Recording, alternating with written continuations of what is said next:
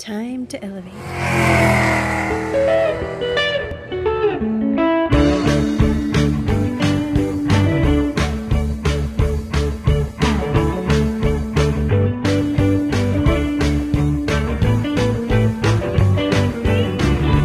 You're running on empty with Matt and Tony. Hey, everybody. Welcome to Running on Empty. I'm Matt. And I'm Tony. And we're running on empty. And Tony, I know I say this every time we have a show, but I'm really excited about this one because I think we've kicked it up a notch for this week's interview. Yes, we have. And as most of our listeners know, Wisconsin has a very controversial United States Senator, the Republican Ron Johnson, and he's thinking about running for a third term in 2022. And as you would imagine, a number of Democrats are lining up to run against him. And we are very fortunate to have one of those Democrats with us today. So let us welcome in Tom Nelson. Good to be on. This is great. Thanks for including me. Thank you, Tom. Let me say a little bit about Tom Nelson. The son of a Lutheran preacher, Tom Nelson is currently serving in his third term as the Outagamie County Executive, where he was first elected in 2011. From 2004 until 2010, he served 3 terms in the Wisconsin State Assembly. He did run unsuccessful campaigns for lieutenant governor in 2010 and for the 8th Congressional District in 2016. He is the author of a recently released book that I'm looking forward to reading. It's called One Day Stronger: How One Union Local Saved a Mill and Changed an Industry and What It Means for American Manufacturing. All proceeds of that book will be donated to Jobs with Justice, a nonprofit fighting for workers' rights, and to the Hearthstone Historic House Museum in Appleton, the original house of Henry James Rogers, who managed the Appleton Pulp and Paper Mill. You can find that book at onedaystrongerbook.com, and we'll put the link on our YouTube site. Tom, thank you so much for being here. Why don't we start talking about the book? So tell us a little bit about why you wrote it and what it's about. Well, it really all started January of 2019. And for the last 2 years, we had worked with the Appleton coded owner managers and then also union workers. And it just got to the point where, I thought this was a really good story. It was a really important story, how we got together, we beat the odds, and we saved a mill that was destined for the scrap heap. And we used a really unique approach to it. And we were able to energize the community, bring everyone together, and ultimately win. And we did that in the context of the Foxconn debacle, which we were proven right, of how this was going to turn out. In fact, it was uncanny how the milestones in Foxconn lined up with the milestones with saving Appleton Coated. But of course, a lot of those milestones, one was successful and one was not so successful. And then on top of that, I take a deep dive into local history, labor history, paper industry history, cultural, and so forth, to talk about how we got to this point. How we were able to take a process that really does not favor a company or workers, and to say nothing about community. And what we did is we leveraged an obscure provision in receivership law, which is a kind of bankruptcy. I guess you can think of it as hospice for business, because in bankruptcy, you are restructuring and you're continuing the operations. Receivership shuts it down and basically sells it off with very, very little recourse. We use this provision, having standing with the effect of the shutdown, to object to the sale, which was going to go to a scrap dealer from California. So I objected on the grounds that this was going to hurt the economy and jobs in my county, which I have a stake in, and I think is really important. And then the workers, of course, were going to lose their jobs. We gave our case to a local Outagamie County judge and showed that the mill could run and run profitably. And they gave us a second chance. Sure enough, the business model that the owner managers had, that the workers executed, was a sound strategy. We brought back 300 workers, and it's a success story. Yeah. In fact, it was so successful. It was so successful that scrap dealer who was going to scrap it for, I don't know, a couple million here and there, ended up selling the mill and cleared minimum $80 million. Wow. That not a nickel went to the workers. So you can see it was a really interesting story. It was unique, but at the same time, we drew a number of lessons that show that we could do this in other situations, whether it's receivership or not, but how you can forge a tripartite model of labor, local business, and local government working together. All right. And so once again, people can go to onedaystrongerbook.com or to amazon.com to look at the book called One Day Stronger by Tom Nelson. Tom, let's get to your U.S. Senate campaign. Now, you declared in October, I believe, of 2020, before even the presidential election was held. So why are you running for U.S. Senate? Well, first of all, you brought up the timing of when we launched. We did that for two reasons, and this will give you kind of context as to why I'm running, how we're going to run, and what our strategy is, etc. We got in for two reasons. Number one, I had enough with Ron Johnson, okay, and his debacle of a term in service in the U.S. Senate. Even back then, it was and has been very embarrassing. But we kind of thought, you know what, this is going to get worse before it gets better. And sure enough, we saw in the lame duck session how he was abusing his position as chairman of the Homeland Security Committee and helped ginning up what would result to be the insurrection, to say nothing about the quackery around COVID vaccines, et cetera, et cetera, et cetera. And the other thing is this is going to be an underdog campaign. And it's going to be grassroots. Everyone says I'm going to run a grassroots campaign. Mm-hmm. Okay, well, this is grassroots because I'm not a millionaire and I'm not a billionaire. And I'm going up against a lot of money. Yeah. I'm going up against, things of which will make it very difficult. So we needed time to build a truly grassroots campaign. We got several months head start on the second entrant, and then, of course, a few more months before the third opponent came in. And I say a few things. Number one, the big question is going to be who can beat Ron Johnson? Just like the question was in 2020, who can beat? And you know this. I'm in your backyard. This is a part of the state that Democrats traditionally have a difficult time in winning, although it's changing a lot in Winnebago County, not so much for Outagamie and Brown, Alpaca, and Calumet.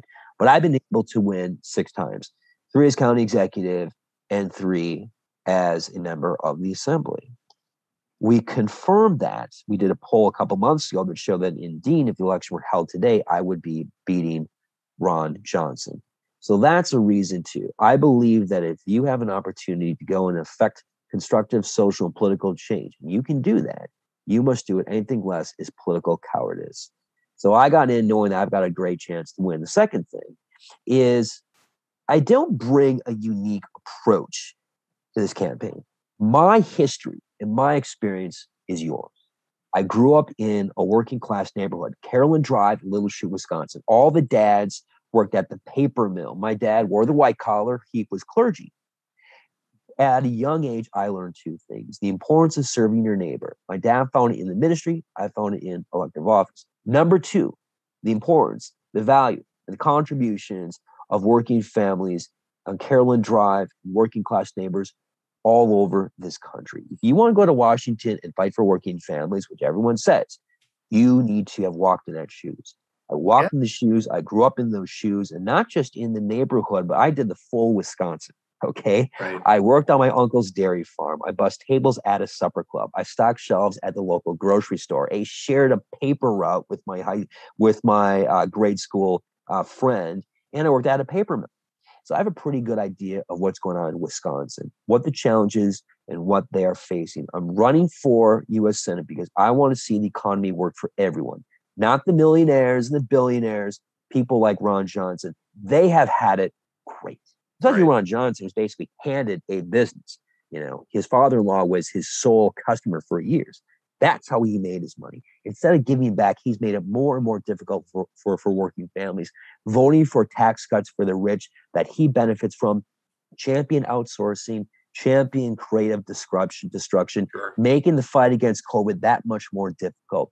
That's what I want to do. And I'm unique in this position, in this race. I'm not a millionaire and I'm not a billionaire. And you know what? When I go to the U.S. Senate, I will be part of that lonely 1/3. There's only 1/3 of U.S. senators who are not millionaires or billionaires. Mm-hmm. Matt, let me ask one more question before we get you in here. Tom, if you think of the last 3 Democrats in Wisconsin to serve in the U.S. Senate, we've got Tammy Baldwin, who's pretty much a liberal / progressive. Russ Feingold was kind of like a maverick / progressive, and we had Herb Kohl, who was kind of like a corporate guy, right? Where do you put yourself? Where does Tom Nelson fit? Are you a Feingold, a Baldwin, or I don't think you're a Herb Kohl because you were like a Bernie Sanders guy, right? Yes, I was a Bernie Sanders delegate, and that's another point I mentioned too. Though I'm a Bernie Sanders delegate from Outagamie County, and part of the reason why I've been in elective office for 17 years and a progressive is because I've been able to communicate these issues in ways that Democrats, independents, and persuadable Republicans can appreciate, like Medicare for all, universal health insurance, a Green New Deal, what it means for manufacturing jobs, as well as the building trades and what we need to do to address the climate crisis, and several other examples. I would put myself in the mold of someone like Feingold, you mentioned this, Bill Proxmire, with a dash of Sherrod Brown. So I'm going to be the labor candidate, the progressive candidate. And what I learned on Carolyn Drive is that the secret to the middle class has been organized labor. All the dads, they belong to a union. And if you walked down Carolyn Drive, you had these nice ranch houses with a really nice boat, parked in the third parking, the third space, because that was the time. Plus, you're able to save money, send the kids to tech college, to four-year college. So that's going to be a big part of that. And Sherrod Brown is far and away the number 1 champion in U.S. Senate for organized labor. I also say Russ Feingold because he was a maverick. If you look at my legislative work, like Russ Feingold, I champion tough issues like payday lending. That's like a really, really good example of what I did in the assembly with Gordon Hintz. We actually passed that bill. Great story. Next time you bring him on, you should ask him about that. Terrific story about that. And then Bill Proxmire and his work ethic and how he was dedicated to this office. I knocked on, when I was in the assembly and county executive, I knocked on 70,000 doors. Bill Proxmire did the same at the U.S. Senate level, and I really, really admired it. So and those Bill are Proxmire never spent a lot of money to get elected, right? No, he didn't. He did. In fact, he would return the contributions that he did receive. Yeah, go ahead, Matt.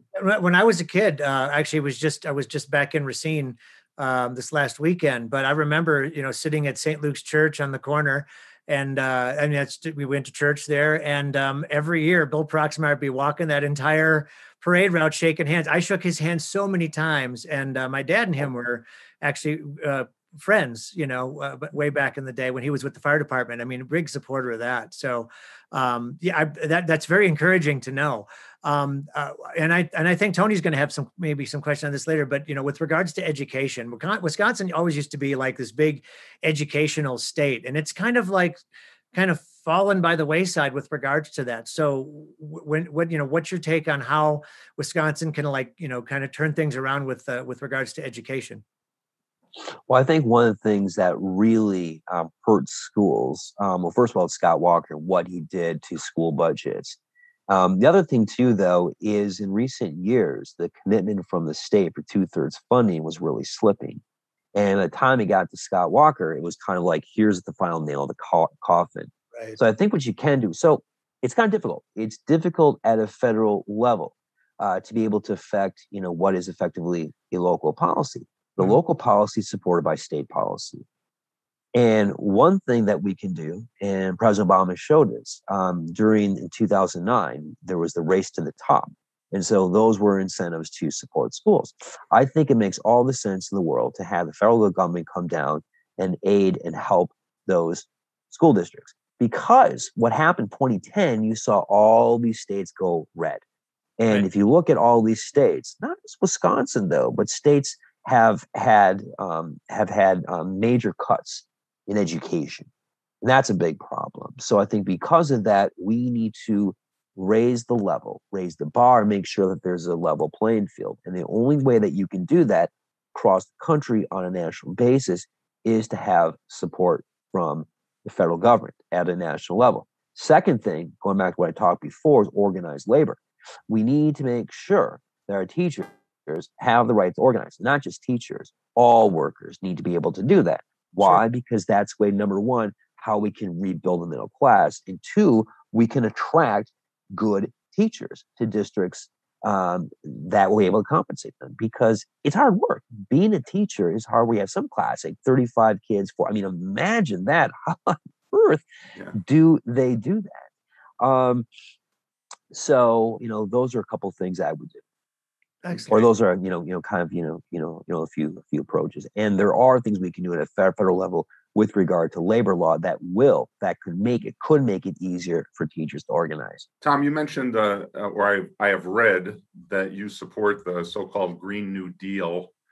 How do you persuade conservative/moderate Wisconsinites who think that the Green New Deal means that we'll lose jobs? How do we have the Green New Deal and also have a thriving economy? Green New Deal is perfect for Wisconsin. We will grow jobs. We are rich in the building trades. And in order to address the climate crisis, which is the underpinning of the Green New Deal, is we have to retool buildings. We need to make sure that they're cutting edge, that they're energy efficient, because that's where we have a lot of energy efficiency. So I think when you look at the Green New Deal, or when you look at the climate crisis, those two are intertwined. And we recognize here in the state the value of construction jobs, building trades, most of which are organized. So I think the way that you look at it is you look at it as from an economic angle. And that's been my calling card. If you were asked, what kind of Democrat are you? I would say an economic populist. I've always focused on the bread and butter issues, because that is how you can improve the lives and improve communities. That was a secret for Carolyn Drives. You had good paying jobs. A lot of them were high school education, but we need to be able to figure out a solution and have a compelling rationale for why we can create jobs. And we're talking hundreds of thousands of jobs, perhaps even more. And those construction jobs, it has a multiplier effect and will redound to the benefit of entire communities. Mm-hmm. But, Tom, you had that message. I was a big fan of your congressional campaign in 2016, where you had many of the same themes that you have now for the U.S. Senate campaign.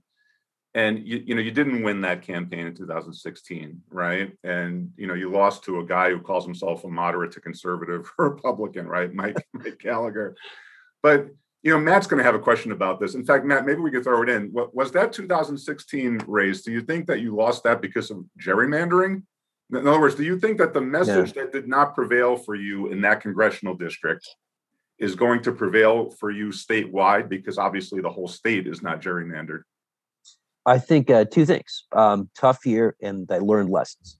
And I think it's a very valid point, which, by the way, if you include that, I talked about winning 6 times, so then I lost once. So I'm 6-1. So if I owned an NBA franchise, that's a pretty good record. I'm just trying to look at how this compared. It changed. Yeah, this was a seat that I believe they wanted to make more Republican. And there was a difference, like 2012, 2014, and 2016. Something between 2012 and 2016, the floor just fell out. And part of it was rural Wisconsin. And it fell out because Democrats were not able to communicate a good message that's going to resonate with rural Wisconsin. And I will admit, my message could have been sharper. And also remember, too, I got into that race in April, 7 months before the election day. Okay, I will have gotten in 24 months before that. It's going to allow me to rekindle the network that I have around the state for my run for lieutenant governor and my service in the state assembly. And I've shown that with endorsements and some of the things that we're doing when we are going to hit the road, finally hit the road. So I would say a lot of it has to do with the kind of year it is. If you look at 2018, 2020, and 2020, and hopefully 2022, the pendulum has swung toward the blue end, and I think it's having a hard time going back to the red. I think with what's happened the recent couple of months, I don't think that people are going to forget about it. And 2022 will be a much much better year than 2016. Here's the last point. We were unable to communicate the benefits and the successes that we had in the Obama administration in his second term. I believe that's a big reason why the floor fell out in rural Wisconsin. Joe Biden and Democrats in the Congress, we need to be successful. We need to be able to go back, people in Wisconsin districts, wherever it is, saying this is the Democratic difference. We have to make an impact in people's lives, and we have to tell that story. If you're going to do that, it's a completely different game than what it was in 2016. Sure. Go ahead, Matt. Actually, I'm gonna jump from gerrymandering to the HR one. Are you a supporter of HR one? Yes, and the only way we can do is get rid of the filibuster, and we have got to get rid of the filibuster. Okay. No two ways around it. Then does that mean you got to get? I mean, we have to do something about Joe Manchin first. I don't understand why he would. I mean, I can understand some policies, but this is more of. I mean, this is foundational. Wisconsin needs this. The first backstop we have to stop the Republican legislature for doing more gerrymandering, and they are, and it's going to be even more extreme because that's what they do. They've shown the last 10 years. Mm-hmm. Governor Evers is the first backstop to stop that kind of gerrymandering. With the of HR 1, the reforms coming down at the federal level as it relates to independent commission redistricting. We also need that. And of all the states in the country, of all 50 states, if there's one state that really, really needs that kind of protection, that kind of change, it's Wisconsin. Yeah. And so if I were there right now, there are a lot of issues that I would change. Green New Deal, Medicare for all, pro-labor reform, pro-act, etc. But I also understand, in the vein of Russ Feingold, that everything is connected to issues like gerrymandering, to campaign finance reform, to ethics, and that this ought to be just as important, if not more important, because this touches all the issues. And that's why Feingold did that. Russ did that because he knew that it was part and parcel with any other issue that he was going to try to change. And I think that's a lesson I learned observing his career, and something that I would do and I would adopt as a U.S. Senator. Do you think that Wisconsin, over time could be more like the way Iowa does its districts? Yeah, I mean, I think that's a way to go. We've been doing the ground. We have fertile ground to do that. So I would say yes, because that's really the only path we have right now. But it's also, there is very, very, very deep. I mean, in the grassroots, those roots are deep. Think of how many municipalities, even townships, that have passed a nonpartisan redistricting reform resolution or referendum. Outagamie County did a couple of years ago, passed by 72%. Okay, this is not a liberal bastion. I'm not sure I think Winnebago did that as well. Brown County, 80%. And those groups are promoting fair maps. And that's what it is. Again, it is part and parcel with campaign finance reform, ethics reform. And because it is so severe in Wisconsin, it's just as important as all those other facets too. But that is the road. That it's one of the only paths we have. It's what the folks who are organized and who are involved in this issue support. And they're very, very, very organized and very, very passionate. We had like some sort of like car parade back in June or July during the throes of COVID. And we just kind of drove around with signs like fair maps. We had this, I think we had like this huge RV in front. So kind of creative energy. And when I went to that, there were a lot of people there that weren't Democrats and people that I had not seen volunteering on campaigns before. So you're really talking about independents and persuadable Republicans and people in that last two cohorts that are now getting active and now getting involved. Right. Tom, let's talk a little bit about foreign policy. As we speak today, there's a literal war going on in the Mideast between Israel and Hamas in the Gaza Strip. And it looks like there's a split developing in the Democratic Party between those who want what I'll call unconditional support for Israel and those who are calling for more justice for Palestinians. Where does Tom Nelson fit on the issue of the United States and its relationship with the state of Israel? I think a couple of things. First of all, I mean, everyone, wherever they're on the side, they should be, the aim has got to be peace. I mean, if you look at the kind of destruction that's being wrought, especially in neighborhoods, how it affects, children and families, that's a big part of this. How we need to do this. I think you have to look at the roots of this, which is the settlements. That has to be addressed. And I think if you look at what are some of the causes, that's a big part of it. J Street, which is which is an organization here in Wisconsin, or not Wisconsin, I mean, it's in Wisconsin, but also across the country. What they're advocating for is recognizing that this is an issue that's been going on for quite some time. And what they're talking about and what I'm talking about is addressing the roots of this conflict. This is something that's been going on for a long time. And I think what we need to do is we have to look at the root source of the root cause of this problem.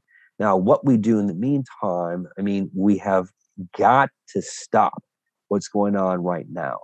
This is not productive. It's not going to, this is not how we get a solution. Well, would you support President Biden telling the Israeli Prime Minister that unless the hostilities cease, there will be a reduction in aid to Israel? Would you go that far? I mean, I support the president on this. I think that he has the right approach to this. And I also think, too, what's important, though, is, he has the position where we've had presidents before that have been on different ends of the spectrum. And that's the thing, too, is President Trump has a lot to do with how we got to this point. I mean, I can't imagine what we happening right now in the Middle East, what the United States policy would be if we still had President Trump. I think what he did in the Middle East, we lost 4 years that we could have worked toward peace. And in fact, he exacerbated the problem. And my concern is that because the legacy of those foreign policy decisions by President Trump, that it's going to take a long time to resolve this. So I think what President Biden is doing is really right step is a step in the right direction. What about the country's defense budget? I think we're technically at peace, right? I mean, Afghanistan, Iraq are technically over, yet the Congress passes $800 billion a year budgets.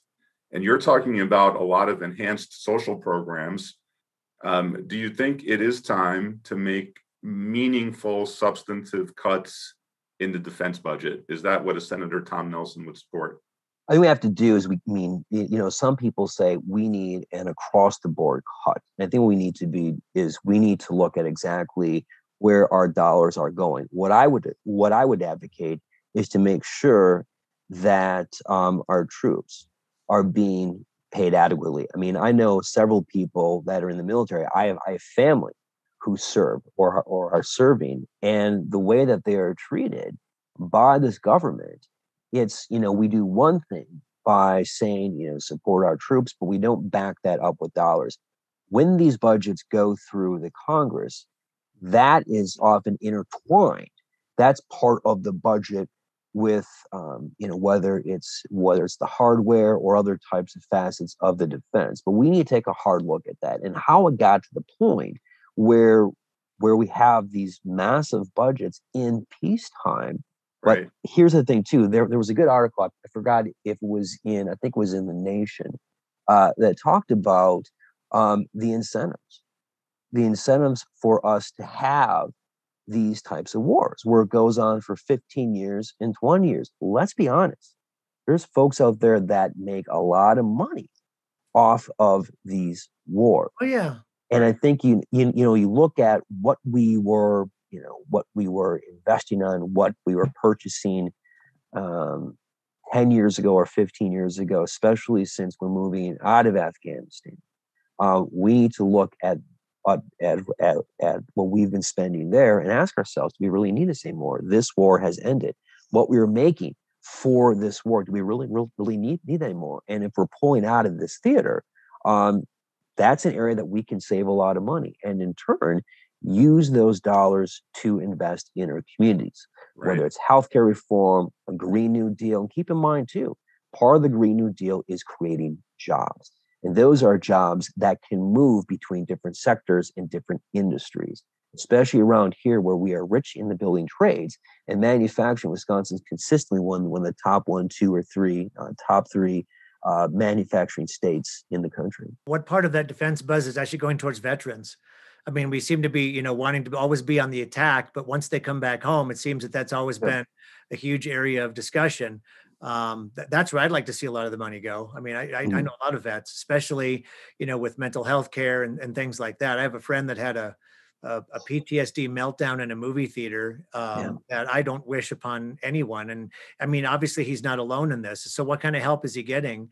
Again, like we don't necessarily need more bombs. We need to help these folks out that have served their time. Yeah.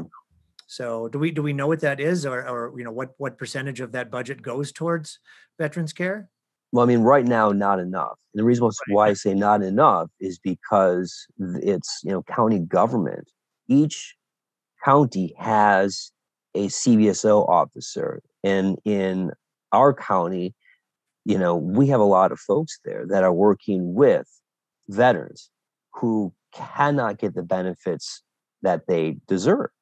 And it just doesn't make any sense. So you have at one level of government, a county, a lot of what we do here is to help people try to figure out the VA, try to figure out their benefits. So you have one level of government helping people try to figure out another level of government. So there's that bureaucracy and there's disconnect with what, the VA is being charged with helping our veterans. So, yeah, I mean, if you look at how much we spend in property tax dollars at a local level, that should be a federal issue. Yeah, I mean, we could use that support. Whether it's at the federal level and it changes, or it's at the local level, wherever it goes. Right now, it's a local level. We need to have more support for local CVSO officers. Tom, we're getting close to the end here. I just want to ask you a question about the Democratic primary. I mean, so far there are about 4 candidates in the race. There'll probably be a few more when all is said and done. Are you going to pledge to not go negative? I mean, do you expect it to become a negative campaign? Well, if you look at, it's been a while. I mean, I'm trying to think of when there's been a negative campaign in the Democratic primary. I mean, there wasn't anyone, if you think back to the gubernatorial candidate. Yeah, that was pretty I don't think there's anything. And there were 10 of them. There were 10 or 12 of them. So I think if you look at that, I mean, there are a lot of differences. There are a lot of differences among the 4 of us. I mentioned, again, millionaires and billionaires. This is going to be an issue in my campaign because I think the people need to know this. And when they look at the background and who they want to send to Washington, I don't think they want to send another millionaire or a billionaire. There's plenty of those out in the U.S. Let me stop you there, Tom. So you said that you're going to run a grassroots campaign. You're going to raise money, obviously, but you don't want it to become obviously a tremendous big spending campaign. Do you think all the Democratic candidates should pledge to not raise sufficient money so that someone literally buys the race? Well, I think what we're looking at is not raising money necessarily and buying a race. We're talking with people who could very well and probably use their own wealth or that of their family to buy these elections. Right now, you've got candidates who are raising money from folks on Wall Street. I mean, people that have a lot to do with the financial meltdown back in 2009. That caused a lot of damage in this state and around the country. That type of fundraising in which, a big part of your campaign, a big part of your war chest is dependent on Wall Street interest. That's a bad thing. Mm-hmm. That is something that we cannot allow. In fact, when 2 of my opponents jumped in, I challenged each of them to not use their personal wealth or that of their families to either fund or, quote unquote, invest in their campaign. Neither candidate took me up on that, though. Okay. All right. Tom, we're getting close to the end here. Can you tell our listeners if they want to know more about the Tom Nelson for Senate campaign, how they can get more information, and what do you think is the best reason to vote for you when push comes to shove? Okay, so it's nelsonforwi.com. Don't forget the book. The book lays out a lot of issues that are going to be part of my platform. That's onedaystrongerbook.com. 3 things. Number 1, I'm not a millionaire. I'm not a billionaire. Number 2, I saved a paper mill. Number 3, I'm from a part of the state that Democrats need to do well in, and I've won 6 times. And then number 4, I'm the true blue progressive. And it's not just progressive because this is a Democratic primary. I've been a progressive in good Democratic years and tough Democratic years, because it's my core. It's what I believe in. I've done it before, and I will continue to do so as a U.S. Senator. All right. Well, Tom, thank you so much for being here. And I hope as the campaign goes on, we're able to have you on again. Absolutely. Yeah, thank you so much, Tom. This has been great. Thank you. And look forward to another interview. Sounds good. Thanks, guys. All right. Thank you. Hey, Tony, man, big thank you to Tom for joining us. And I'm hoping that we can get more candidates on and talk about, what they're, how they're going to run their campaigns, what their platforms are, et cetera. So I think this was a good start to that series of interviews. Definitely. Tom Nelson is clearly a credible candidate. And he told us that he doesn't expect it to be a negative campaign at all. That's awesome. And so it would be great to get some of the other declared candidates on, get their take on the same issues that we raised, Tom. And it would be just nice if this show could play at least some role in helping to educate primary voters in Wisconsin on what their choices are. Yeah. And, I think the big thing, at least from one of my perspectives is that, the operative thing is to not see Ron Johnson take a seat as a senator again. So I'm hoping that we talk to one of the folks that defeats him, because that would be, I want to at least think that maybe this show had a little something to do with it, maybe. We will see. We will see. But anyway, it was a fun show, and hopefully the other candidates will join in. Yeah, absolutely. Well, until next time, everybody, thanks so much for tuning in. Everything's in the comments and everything below. If you got any questions, whatever, please remember to like, share, and subscribe. And until next time, stay elevated, everybody. Yes, stay elevated.